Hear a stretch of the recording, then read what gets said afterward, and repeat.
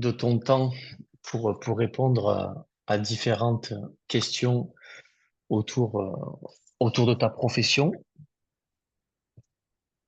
Je voulais te poser comme première question, à quel âge tu as commencé le foot? J'ai commencé le foot à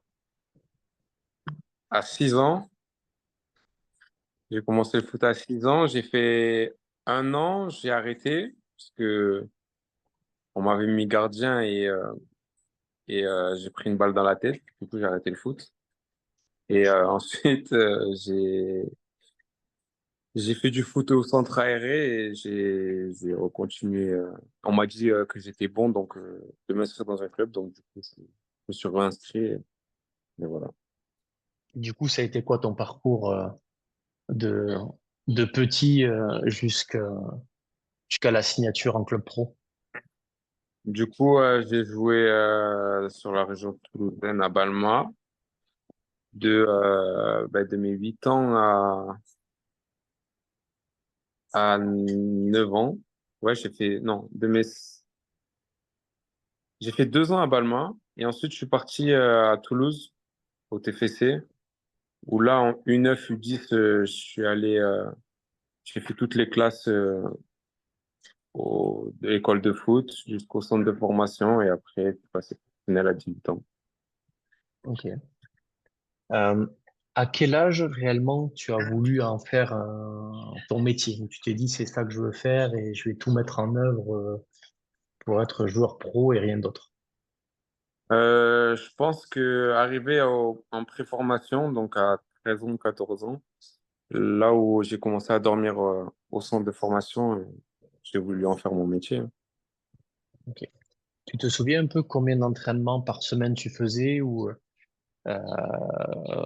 c'est quoi tes souvenirs sur centre de formation et ce que tu as pu mettre en place pour avoir ton contrat pro?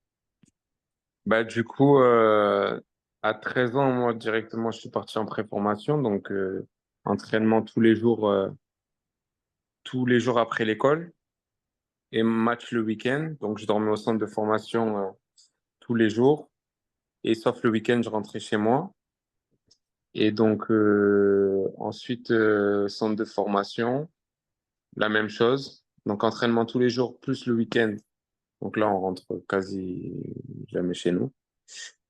Et, euh, et ensuite, à 18 ans, je me suis envolé et j'ai signé mon premier contrat professionnel. Ok. Tu te souviens de périodes difficiles quand tu étais en formation où tout a été fluide?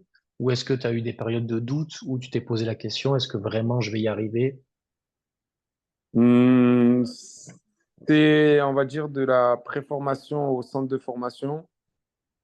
On n'est pas sûr de. Il y a des gens qui sont, on va dire, virés. Donc là, c'était un peu le doute pour moi, sachant que j'étais bon, mais aussi à l'école qui joue un rôle important, où les éducateurs avant, ils regardaient souvent les bulletins et tout, et moi, j'étais pas très bon au niveau de l'école. Et souvent, je prenais un peu des menaces, on va dire, par rapport aux éducateurs, par rapport à ma rentrée au centre de formation. Donc sur ça, vraiment, je stressais un peu. Mais du coup, ça s'est bien passé. J'ai eu un contrat de 1 an. Donc là, en rentrant au centre de formation, il y a beaucoup de personnes qui ont des contrats de 3 ans. Mais moi, j'ai toujours eu des contrats de 1 an, 1 an, 1 an. Chaque année, voilà, il fallait que je prouve pour continuer au club. Et donc, c'était pas facile, mais, euh, mais j'y croyais. Donc, j'étais vraiment dans ma bulle à écouter ce qu'on me disait, les bonnes reproches comme les mauvaises reproches pour m'améliorer. Et résultat, j'ai pu aller en équipe de France des jeunes, en, en U16 ou U17. Et parallèlement à ça, j'ai pu signer un contrat aspirant qui soulage un peu parce que ça permet voilà, d'avoir cette garantie d'être là encore au club pendant 3 ans et de pouvoir évoluer. et ceux qui m'a fait du bien. D'accord. Tu as toujours joué latéral droit, centre de formation depuis petit? Bon, au tout début, quand on commence, hein, ben, on commence dans les avant-postes. Donc, du coup, j'étais plus milieu côté. Et ensuite, arrivé au TFC, j'ai joué milieu de terrain. J'étais milieu de terrain. Et j'ai fait toutes mes classes en tant que milieu de terrain. Et c'est arrivé chez les plus grands, CFA2 et en pro, qu'on m'a basculé défenseur central. Et après, en tant que latéral. Et maintenant, je suis latéral. Ah oui, c'est sur le tard quand même que tu es passé du coup Ouais, en défense, hein. c'est ça. Est-ce que tu as un éducateur qui t'a marqué sur ta formation, qui pour toi, par les conseils qu'il t'a donnés ou par sa façon de te manager, il t'a vraiment aidé à pouvoir signer ce contrat pro?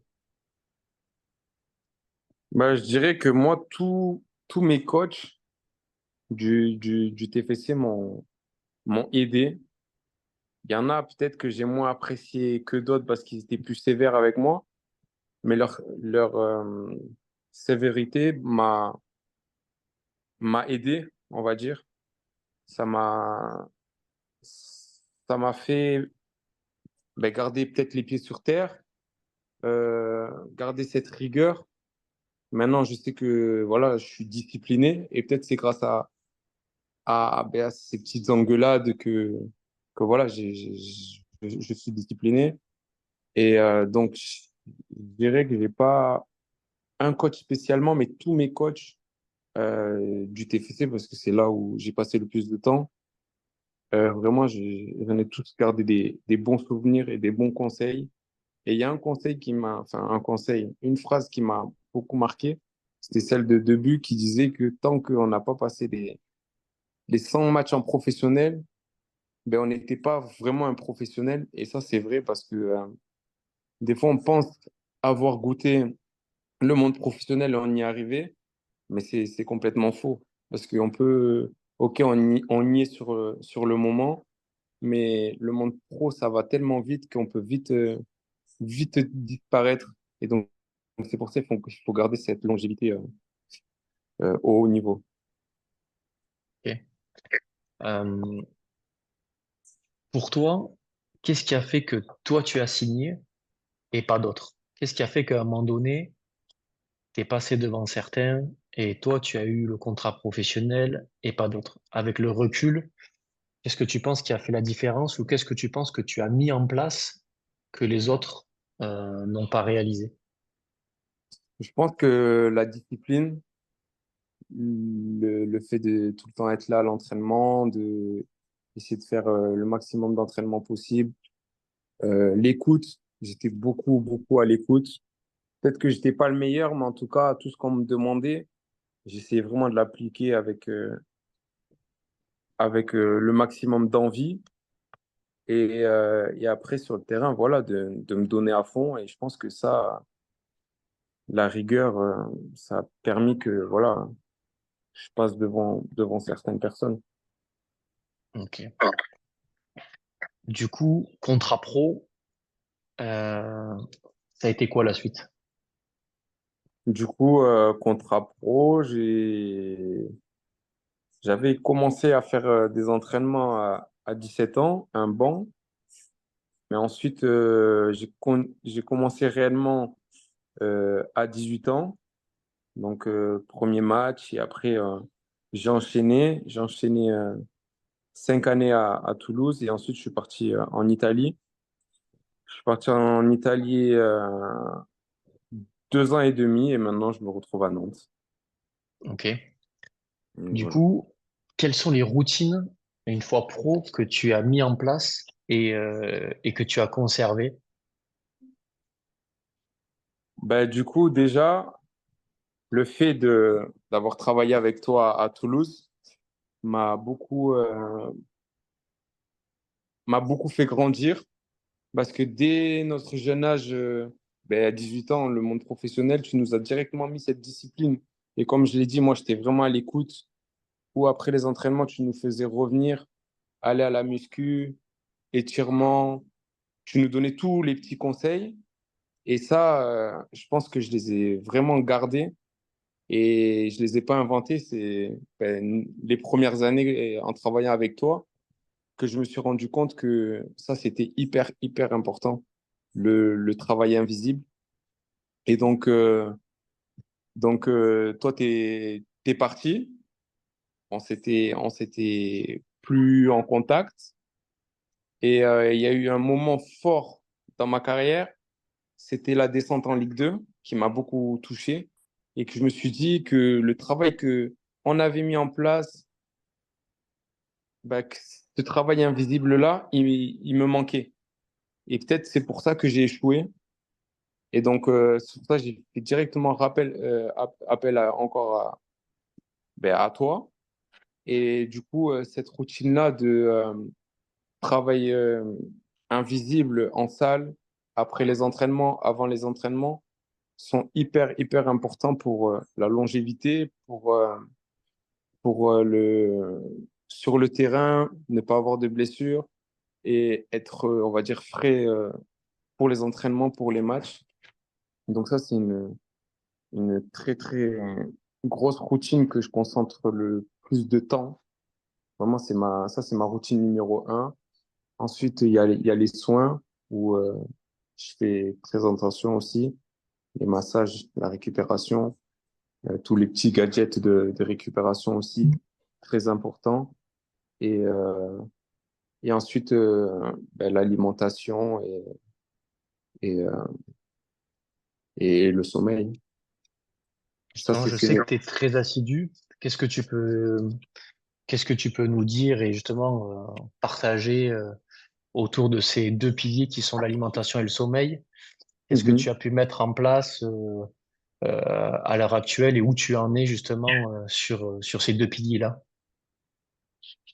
Sur l'alimentation, déjà, du fait d'en avoir parlé avec toi, d'avoir fait beaucoup de recherches aussi, j'essaye d'éviter de manger des aliments transformés, de manger beaucoup de viande maigre. Maintenant, je suis passé au cap la semaine, manger beaucoup de poissons, moins de viande, de poulet. Je suis plus poisson maintenant. Et après, les days off, j'avoue, je coupe un peu pour le mental un peu. Donc voilà, faire des petits plaisirs. Et sinon, l'hydratation aussi, très important. Ça fait partie de l'alimentation, mais l'hydratation, très important. Et, euh, et sur le sommeil, voilà, il faut savoir s'adapter parce que c'est vrai que j'aimerais avoir, par exemple, 8 heures minimum de sommeil, mais des fois, quand tu as des enfants ou tu as des voyages, ben, tu ne peux pas avoir ton temps de sommeil, mais il faut toujours le compenser par des bonnes siestes ou trouver l'équilibre libre pour que dans la journée, voilà, tu as eu ton temps de sommeil. Du coup, ça me fait penser à une question sur ces jeunes joueurs qui veulent passer pro. Est-ce que tu as un livre à conseiller? Parce que quand je t'entends parler d'alimentation, il y a un livre qui me vient à l'esprit en t'entendant sur l'hydratation et manger du poisson et des viandes blanches. Mhm. Un livre. euh,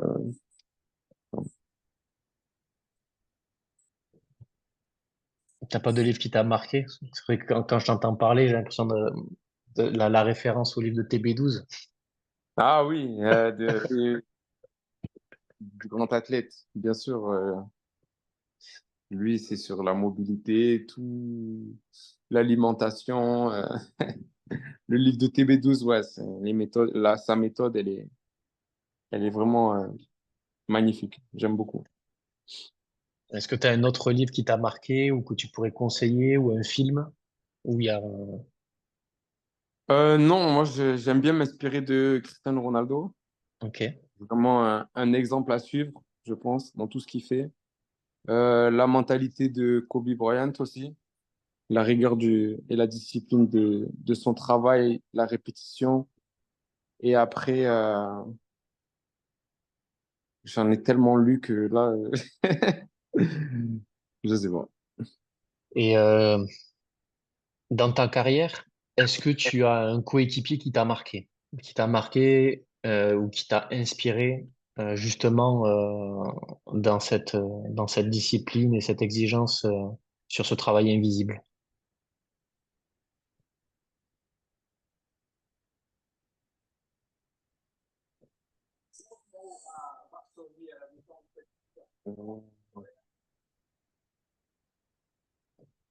Non, je dirais que j'ai pas eu encore de mentor ou avec un Ouais, coéquipier. ouais, Vraiment. un coéquipier qui te dit, tu fais, ah ouais, là, c'est costaud. Il n'a pas eu forcément. Non, il n'y en a pas eu forcément. Il y a des gens qui sont vraiment disciplinés. Mais vraiment, moi, mes mentors, ce sont ceux qui ont vraiment réussi, comme Hmm. Cristiano Ronaldo, où lui, je vais regarder tout ce qu'il fait, vraiment le moindre détail. Euh, Là, plus jeune maintenant, Vinicius, on voit sa transformation. Ça, c'est pas du hasard. On peut avoir du talent, et j'ai connu beaucoup de joueurs qui avaient du talent et qui n'ont pas réussi ou qui n'ont pas atteint leur plein potentiel. Et c'est que le travail, c'est que tout ce qu'on vient de dire là. Et Vinicius, on peut en prendre l'exemple, mais quand il est arrivé au Real Madrid, voilà, il faut se le dire, il n'était pas au niveau du Real Madrid.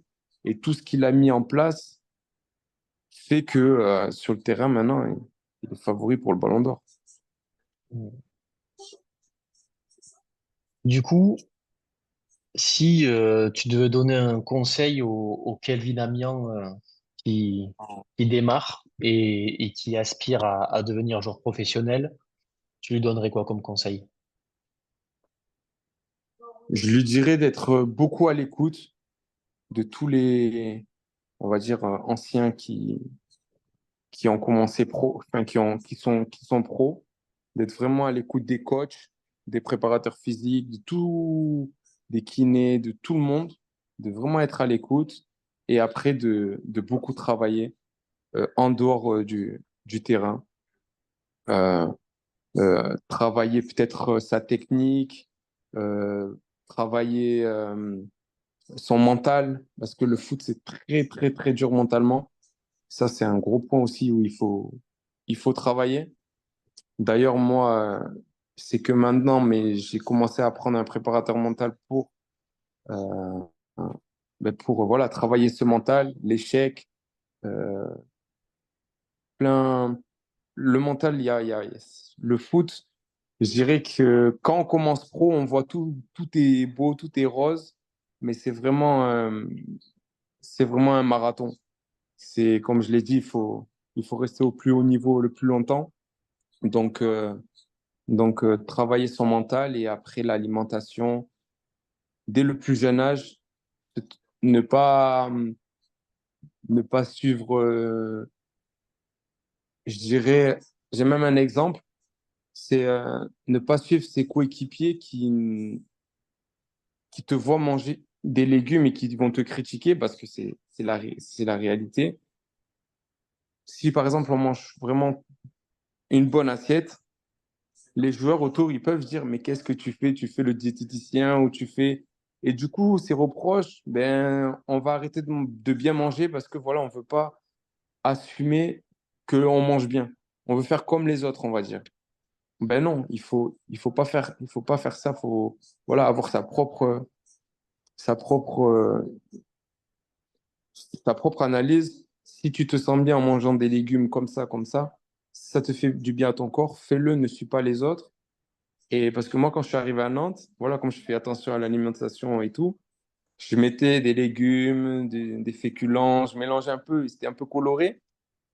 Tous les joueurs me disaient, mais qu'est-ce que tu fais avec ton assiette? Tu me fais le diététicien, tu me fais ci. Et moi, je rigolais, moi, ça me faisait rire. Je disais, mais goûtez, goûtez.